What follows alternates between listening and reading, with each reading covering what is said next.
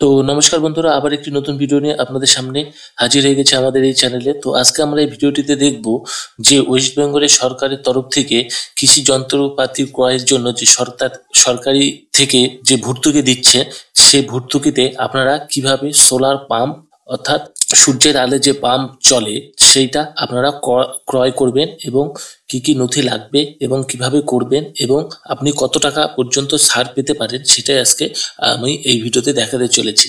তাই ভিডিওটিকে স্কিপ না করে পুরো ভিডিওটি দেখবেন, যাতে প্রত্যেকটা স্টেপ আপনাদের বুঝতে সুবিধা হয়ে থাকে। আর ভিডিও শুরু করার আগে অবশ্যই বলে রাখছি, আপনারা যদি চ্যানেলে নতুন হয়ে থাকেন অবশ্যই চ্যানেলটিকে সাবস্ক্রাইব করতে ভুলবেন না। আর ভিডিওটি দেখে ভালো লেগে থাকলে অবশ্যই একটি ভিডিওটিতে লাইক করবেন।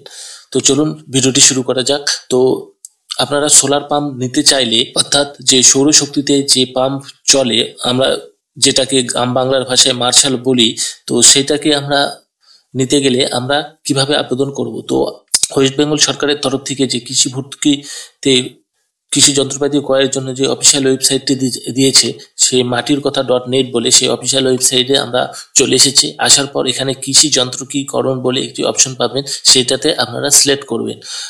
আপনারা চাইলে এটা মোবাইল থেকেও অ্যাপ্লিকেশনটি করতে পারেন। শুধু মোবাইল থেকে আপনাদের যে গুগল ক্রোমে গিয়ে ডেস্কটপ মোডটি অন করে নিতে লাগবে।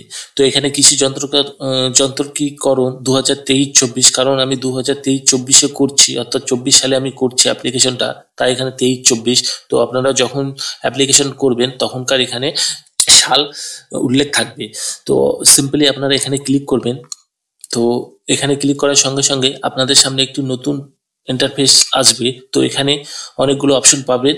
তো আপনারা সিম্পলি যে ডান দিকের লাস্ট অপশনটি থাকবে অ্যাপ্লিকেশন সাইন ইন বলে যে অপশনটি, সেইটাতে সিম্পলি আপনারা ক্লিক করবেন। তো এখানে ক্লিক করার পর ডান দিকে আপনারা যাবেন।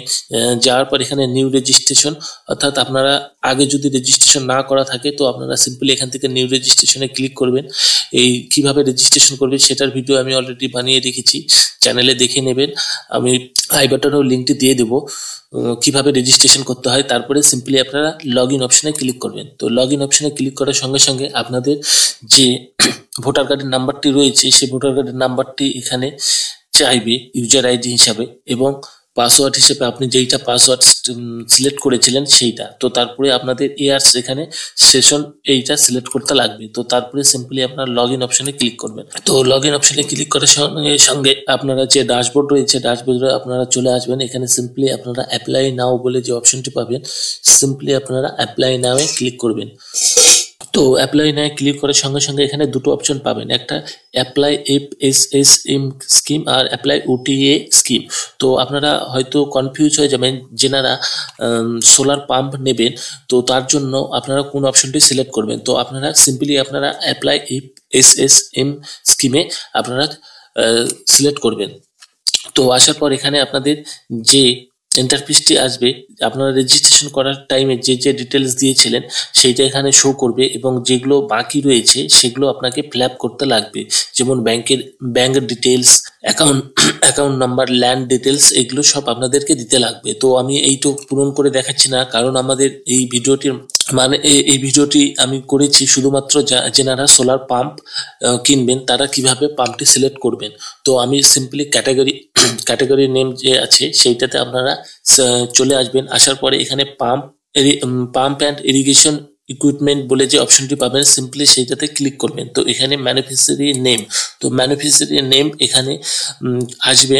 আসার পর এখানে ডিজেল পাম্পসেট ইঞ্জিন পাবেন, ইলেকট্রিক পাম্পসেট ইঞ্জিন পাবেন, ইলেকট্রিক পাম্পসেট ইঞ্জিন পাবেন এবং পেট্রোল পাম্পসেট ইঞ্জিন পাবেন। তো সিম্পলি আপনারা যদি সোলার পাম্প কিনতে চান, তো সেক্ষেত্রে আপনাদের এখানে অনেকগুলো অপশন পাবেন, যে solar pump set AC 2 horse power, AC 3 HP মানে 3 হর্স পাওয়ার, 5 হর্স পাওয়ার।